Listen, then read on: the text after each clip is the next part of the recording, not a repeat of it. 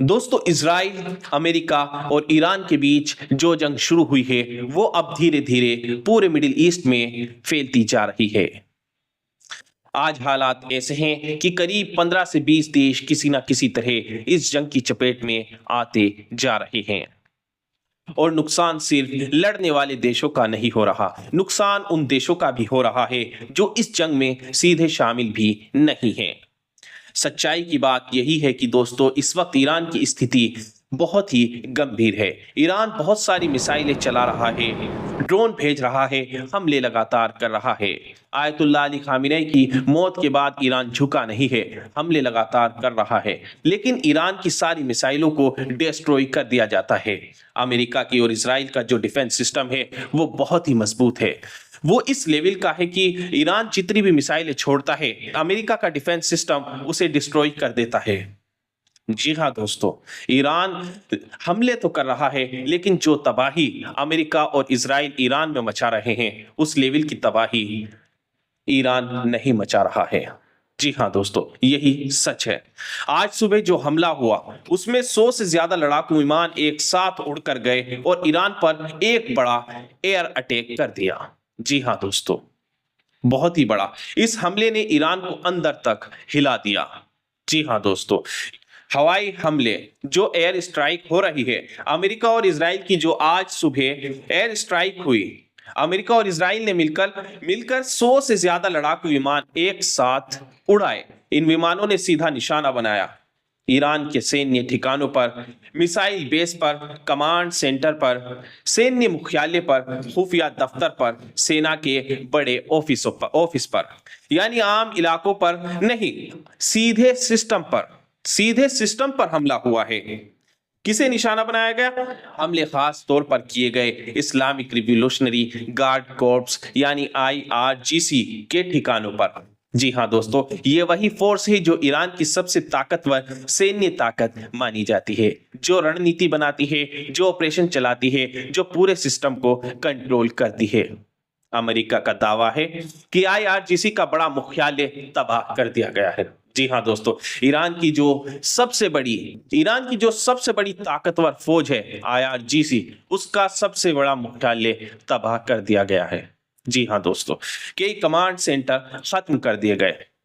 जाहिर सी बात है, अब जिस जगह पर बड़े मुख्यालय पर, जिस जगह IRGC का बड़ा मुख्यालय था, वहां पर बड़े बड़े अफसर भी थे, बड़े बड़े कमांडर थे। तो जितने भी बड़े अफसर लोग थे, यानी कि पढ़े लिखे लोग, काबिल लोग जितने भी थे, वे सब भी इस हमले में मारे गए। रिपोर्ट है कि 48 लोग मारे गए। वैसे तो ईरान में बहुत लोग मारे गए, लेकिन जो बड़े काबिल लोग थे, जो ईरान के बड़े बड़े चेहरे थे, आयतुल्लाह अली खामिनेई समेत ईरान के 48 बड़े चेहरे को मार दिया गया है। जी हाँ दोस्तों, इसका मतलब यही है कि ईरान इस वक्त बहुत ही ज्यादा गंभीर स्थिति में है। अब बात कर लेते हैं दोस्तों कि ईरान ने जो हमले किए हैं वो कहां कहां पर किए हैं। ईरान ने अपनी मिसाइलें और ड्रोन जो भेजे हैं वो कुवैत की तरफ भेजे हैं, कतर की तरफ भेजे हैं, बहरीन की तरफ भेजे हैं, UAE की तरफ भी भेजे हैं। लेकिन सच्चाई ये है कि ज्यादातर मिसाइलें बीच में ही रोक ली गईं। जी हाँ दोस्तों, जैसा कि मैंने आपको बताया कि अमेरिका और इजराइल के डिफेंस सिस्टम इतनी उम्दा किस्म के हैं कि वे सारी डिस्ट्रॉय कर देता है ईरान की मिसाइलों को। जी हाँ दोस्तों, यानी सीधा हमला कम, रोकथाम ज्यादा हो रही है। तो दोस्तों, जो आग आपको लगी हुई दिखती है जिन फोटोज में, वो आग भी अक्सर मलबे की वजह से लगती है। जो डिफेंस सिस्टम होता है, जो मिसाइल को ट्रैक कर कर उस पे अटैक करता है, तो उसका भी मलबा होता है, तो उसकी वजह से आग लगती है। ईरान हमला कर रहा है, लेकिन अमेरिका और इजराइल की तकनीक ज्यादा ताकतवर है, उनका एयर डिफेंस सिस्टम बहुत मजबूत है, उनके लड़ाकू विमान बहुत आगे हैं। इसलिए नुकसान ज्यादा सिर्फ ईरान को हो रहा है। इस लड़ाई में ईरान भी अपनी तरफ से बहुत मिसाइलें छोड़ रहा है, अपने ड्रोन सिस्टम छोड़ रहा है, लेकिन उन सबको अमेरिका और इजराइल का डिफेंस सिस्टम डिस्ट्रॉय कर दे रहा है। दोस्तों, एक अपडेट इसी के साथ और निकल कर आ रही है। इस वक्त ईरान ने जो है अरामको कंपनी, जो सऊदी के अंदर है अरामको कंपनी, उस पर हमला किया है। जी हाँ दोस्तों, अब जो युद्ध मिडिल ईस्ट में चल रहा है उसका असर सिर्फ ईरान, अमेरिका और इजराइल तक सीमित नहीं रहा। ये जंग धीरे धीरे पूरे इलाके में फैलती जा रही है और कई मुस्लिम देश सीधे तौर पर प्रभावित हो रहे हैं। सबसे बड़ी बात, सबसे बड़ी अपडेट जो निकलकर सामने आ रही है वो है अरामको पर हमला। सऊदी अरामको, जो सऊदी अरब की सबसे बड़ी तेल कंपनी है, इसको हम सऊदी का दिल भी कह सकते हैं। कहना गलत नहीं है दिल इसको, सऊदी कंपनी, क्योंकि सऊदी की जो कंपनी है सऊदी अरामको, वो एक बहुत बड़ी रिफाइनरी कंपनी है जिस पर हमला हुआ है। रिफाइनरी का नाम है रास तानूरा रिफाइनरी। घटना में ड्रोन से हमला हुआ जिससे आग लगी और काम रोकना पड़ा। इसी वजह से तेल का उत्पादन अस्थायी रूप से बंद होना पड़ा। इसकी खबर जो है ये रिटर्न्स और इकोनॉमिक टाइम्स में कंफर्म की गई है ये खबर। हालांकि इस हमले में ज्यादा बड़े नुकसान या किसी की मौत नहीं हुई है, लेकिन इसका मतलब है कि अब तेल के ढांचे को भी निशाना बनाया जा रहा है, यानी युद्ध अब आर्थिक लक्ष्य पर भी पहुंच चुका है। अरामको हमला क्यों बड़ा है दोस्तों, समझने की बात है। अरामको सऊदी अरब का सबसे अहम हिस्सा है। ये तेल का मुख्य उत्पादन करता है। दुनिया भर में तेल सप्लाई का बड़ा हिस्सा इसका है। अगर ये रिफाइनरी रुकी रही तो तेल की कीमतों में भारी उछाल आ सकता है। इसका असर दुनिया भर की अर्थव्यवस्था पर भी हो सकता है। इसलिए ये हमला सिर्फ सऊदी को नहीं, पूरे विश्व को प्रभावित कर सकता है। ये एक बड़ा निशाना है दोस्तों, जैसे कि मैंने आपको बताया कि ईरान हमले तो लगातार कर रहा है। उसकी मिसाइलें बहुत सारी एक साथ छोड़ी जा रही हैं। ईरान ने जो है मिसाइलें इस वक्त अरामको कंपनी पर लगातार कई सारी मिसाइलें छोड़ी थी। जितनी मिसाइलें छोड़ी थी, अगर वो सारी की सारी मिसाइलें इस कंपनी पर गिर जाती तो ये कंपनी पूरी तरह तबाह बर्बाद हो जाती। लेकिन दोस्तों, मैंने आपको बताया कि इजराइल और अमेरिका ने अपने वो डिफेंस सिस्टम यहां पर भी लगाए हुए हैं, सऊदी में भी।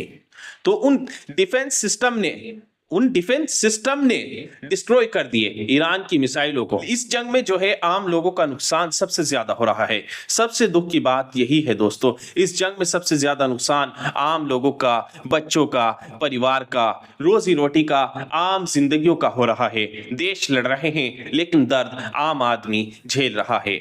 जी हाँ दोस्तों, अभी एक नई अपडेट और निकल कर हमारे सामने आई है। जी हाँ दोस्तों, अभी खबर निकल कर आ रही है, अभी बिल्कुल नई अपडेट सामने निकल कर आ रही है कि हिजबुल्लाह ईरान के साथ शामिल हो चुका है। हिजबुल्लाह का शामिल होना भी अपडेट में शामिल हो चुका है। अब जग में एक और ताकत कूद चुकी है, हिजबुल्लाह। इजराइल ने लेबनान में हमला किया, उसके जवाब में हिजबुल्लाह ने ड्रोन भेजे, मिसाइलें दागी, इजराइल के शहरों की तरफ हमला किया।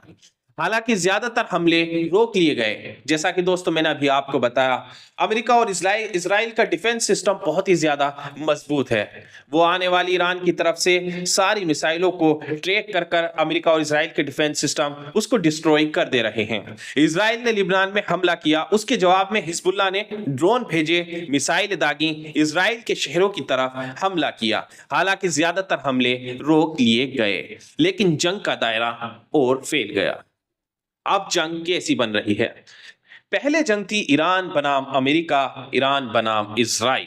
अब बन रही है ईरान और उसके समर्थक, जैसा कि अब हिजबुल्लाह भी शामिल हो चुके हैं ईरान के साथ। तो और अमेरिका प्लस इजराइल प्लस उनके सहयोगी देश, इनके बीच ये जंग अब जारी है।